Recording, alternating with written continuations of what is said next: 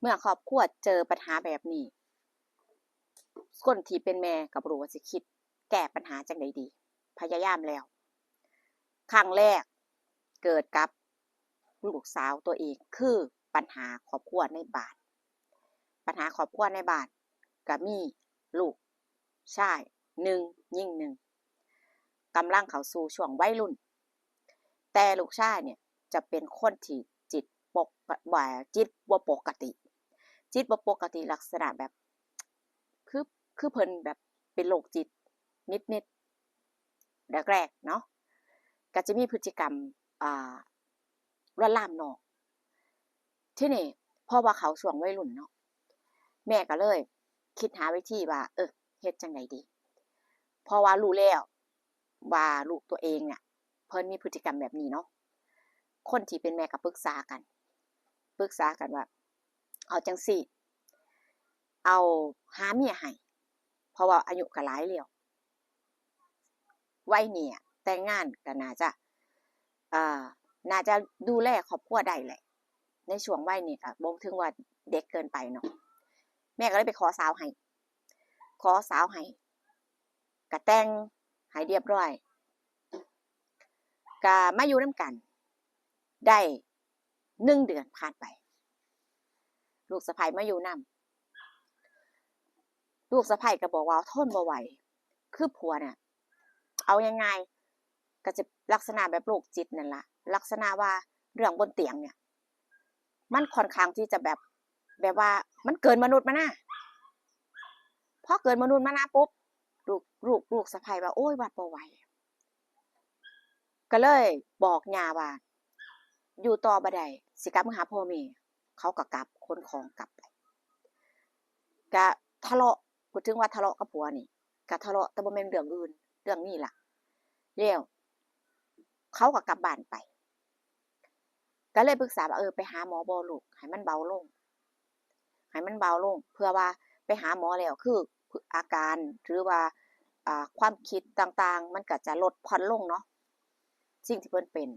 มันเป็นลักษณะคือโรคประจำตัวของคนชนิดหนึ่งอะเป็นโรคชนิดหนึ่งก็สามารถรักษาได้ไปปรึกษาหมอจังซี่ก็คุยกันลูกชายบ่ยอมไปแล้วทีนี้พอเมียเลิกไปแล้วจังซี่เนาะเพิ่นก็คือแบบว่าคือ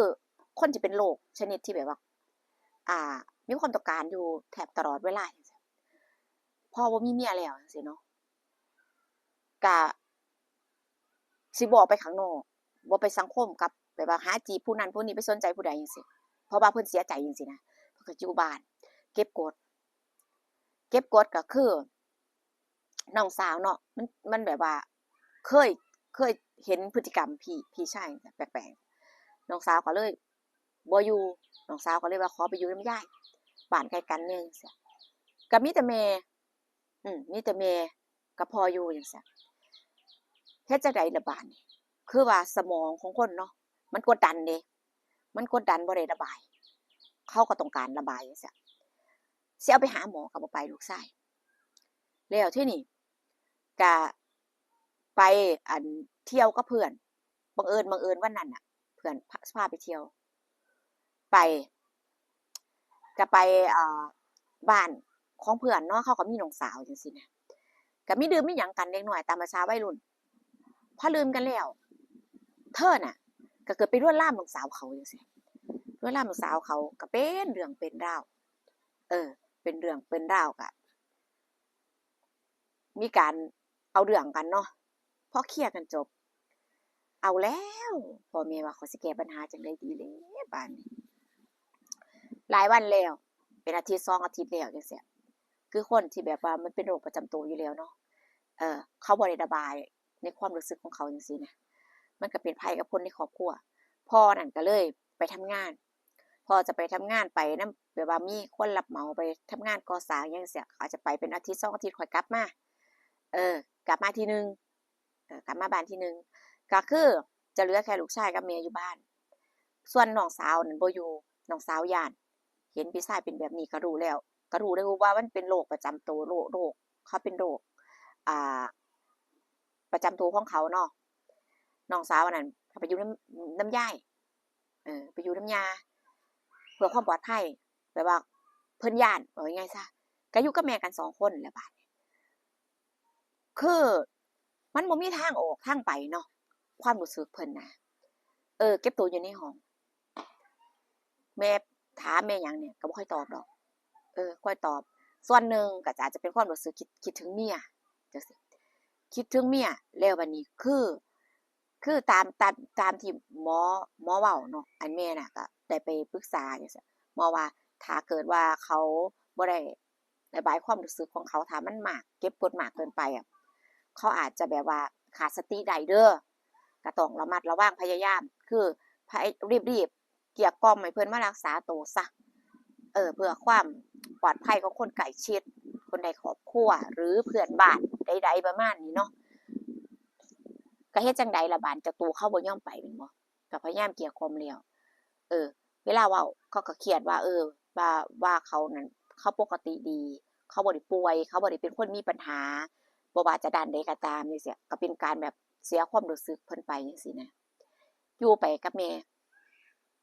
ตกกลางคืนแล้วบัดนี้ก็คือว่าคือแบบความรู้สึกน่าจะเป็นแบบโรคแบบคลั่งแบบจังซี้นะคณะนี้คณะเนี่ยความรู้สึกของเขาเนี่ยคือต้องการไผสักคนหนึ่งเป็นที่ระบายไผก็ได้หน้ามืดตามัวนั่นน่ะเอาง่ายๆความรู้สึกมันแบบมากมายก่ายกองก็เลยแบบใช้กำลังบังคับหรือบังคับมีอิหยังกับแม่แล้วก็สำเร็จคือแม่เนาะด้วยความเสียใจแล้วก็มันเสียความรู้สึกเนาะเป็นหยังคือต้องมาเกิดเรื่องแบบนี้กับครอบครัวเจ้าของจังซี้นะแต่ก็บ่ได้โทษลูกทั้งหมดเพราะว่ารู้อยู่ว่ามันเขาป่วยอยู่แต่เฮ็ดจั่งใดดีอะมันบ่สามารถที่จะเอาไปรักษาได้เพราะเจ้าตัวเขาบ่ไปเขาก็มองว่าเขาเป็นปกติเขาปกติดีเขาบ่ได้เป็นหยังครั้งหนึ่งครั้งสองก็มีมาเรื่อยๆคือแม่เนี่ยถ้าจะคิดว่าสิเอาเรื่องจั่งใดล่ะคือคนป่วยน่ะชัดเจนรู้ว่าอาการเนี่ยมันเป็นอาการที่แบบที่ผิดปกติของลูกร่างกายของลูกสิเอาเรื่องมันก็บ่ได้แม่ก็เลยจำใจแบบปล่อยแต่สิ่งหนึ่งที่กลัวที่สุดคือย้านพ่อรู้ย้านพ่อรู้ถ้าเกิดพ่อรู้แล้วพ่อรับบ่ได้สิเฮ็ดจั่งใดเนาะบัดนี้ลูกสิเป็นจั่งใดเออคือความกังวลแบบคิดมากของแม่จังซี้นะด้วยความรักเนาะลูกเลี้ยงมาแม่นบ่สายเลือดเจ้าของจังซี้แต่ว่าเขาก็มีโรคประจำตัวจังซี้นะ พยายามเกลี้ยกล่อมพยายามแล้วพยายามอีกไปหาหมอเถาะเพื่อให้มันดีขึ้นแล้วทีนี้พอกลับมาจังซี้อาทิตย์อันนี้อาทิตย์ที่รอบที่พ่อกลับมาจากทำงานจังซี้เมียน่ะใจหนึ่งอยากจะเล่าเรื่องที่มันเกิดขึ้นน่ะให้ผัวฟังแต่ก็ย้านว่าผัวนี่สิไปลงโทษลูกแบบรุนแรงแบบว่าเป็นห่วงก็รักลูกนั่นนะแต่ว่าก็ตัดสินใจ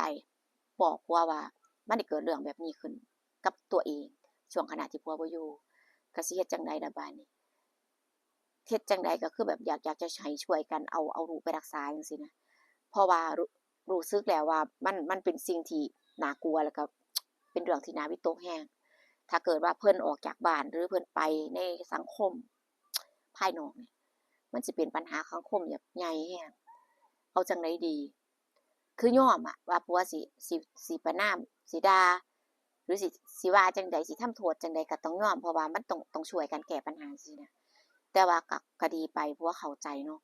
ผัวก็เอาลองเบิ่งจักต่างหนึ่งเอาลูกไปรักษาพยายามเกลี้ยกล่อมเกลี้ยกล่อมแล้วก็มันก็แบบว่าบังคับไปด้วยนั่นแหละบังคับไปด้วยแล้วก็ด้วยเหตุผลหลายๆอย่างเกลี้ยกล่อมอยู่ตั้งหลายวันสรุปลูกยอมไปก็ได้เอายาเอาหยังมากินเพิ่นก็สติสตังค์เพิ่นก็ดีขึ้นมารักษาไปเรื่อยๆรักษาไปเรื่อยคือพ่อเห็นว่าลูกน่ะคือแบบว่าเขาเริ่มจะเข้าสู่แบบจิตของคนปกติแม่ก็ดีใจเนาะสิ่งที่มันเกิดขึ้นก็คือแบบว่ามันก็ลืมไปเพราะว่าเห็นลูกดีขึ้นจังซี่แล้วอ่าอาการเพิ่นดีขึ้นก็อยู่ใกล้ชิดหมอตลอดจังซี่เนาะรักษาตัวไปแล้วทีนี้ก็คือเพิ่นก็ไปเจอกับผู้หญิงคนหนึ่งก็จีบกันแล้วก็ชอบกันจังซี่เนาะก็ไปขอแม่ก็ไปขอให้แต่งให้ แต่งให้ก็คือไปอยู่นำเขานะณตอนไปอยู่นำเขาไปอยู่กับเมียคนใหม่เอาง่ายๆซะแม่ก็ว่าลูกน่ะดีขึ้นแล้วล่ะคงจะบ่มีอิหยังดอกคงจะบ่มีหยังน่าเป็นห่วงแต่จะต้องหมอก็จะบอกว่าต้องกินยารักษาเป็นระยะที่แบบว่าระยะเวลานานอยู่เด้อแต่ก็มีข้อห้ามให้ระมัดระวังนั่นนะเพิ่นไปอยู่นำเมียแล้วทีนี้ปัญหาครอบครัวจังซี่ก็ทะเลาะกับเมียเรื่องครอบครัวของเขาจังซี่นะก็คือบ่กินยาปกติไปอยู่นำเมียทะเลาะกันวุ่นวายพ่อเฒ่าแม่เฒ่าก็บอกโอ๊ยอาการเก่ากลับมาโอ๊ยคนบ้าๆบอๆจังซี่ครอบครัวข้อยวุ่นวายพ่อเฒ่าแม่เฒ่ารับบ่ได้เมียก็บ่เอาจักเป็นหยังก็เกิดเลิกลากันแต่ว่าเลิกลาครั้งนี้คือบ่กลับมามาบ้านหนีเตลิดไปเลยแม่ก็เป็นห่วงเนาะหนีไปเตลิดแบบว่าไปใช้ชีวิตแบบว่าตายเอาดาบหน้าบ่กลับมาครอบครัวอีกพ่อแม่พยายามสืบตามหาเนาะด้วยความเป็นห่วงเพราะว่าเพิ่นเป็นมีโรคประจำตัวเนาะแล้วเพิ่นบ่ได้รักษาจังซี่นะเพิ่นสิไปเฮ็ดทำร้ายสิ่งที่บ่ดีทำร้ายคนอื่นบ่หรืออิหยังจังซี่เนาะคือแม่ว่าถ้าอยู่นำแม่เนาะถ้าเพิ่นกลับมาอิหยังก็ให้มันเกิดอยู่กับแม่นี่คือจะยอมอ่ารับผลที่มันตามมาเองแต่ว่าตามหาลูกบ่เจอตามไสแม่ว่ากระทั่งจะแจ้งความช่วยตามหาคนหายจังซี้ก็ยังบ่เห็นคือว่าล่ะคนหนีเนาะคนลักษณะว่าคนหนีไปอยู่ในจุดที่คนบ่รู้จักไปอยู่ในจุดที่คนบ่เคยรู้เคยเห็นเราจังซี้เพิ่นก็อาจสิดีขึ้นในความรู้สึกเพิ่นสิเฮ็ดหยังอาจจะสิ่งที่บ่ดีหรือจั่งใดเนี่ยมันก็คงจะแบบว่า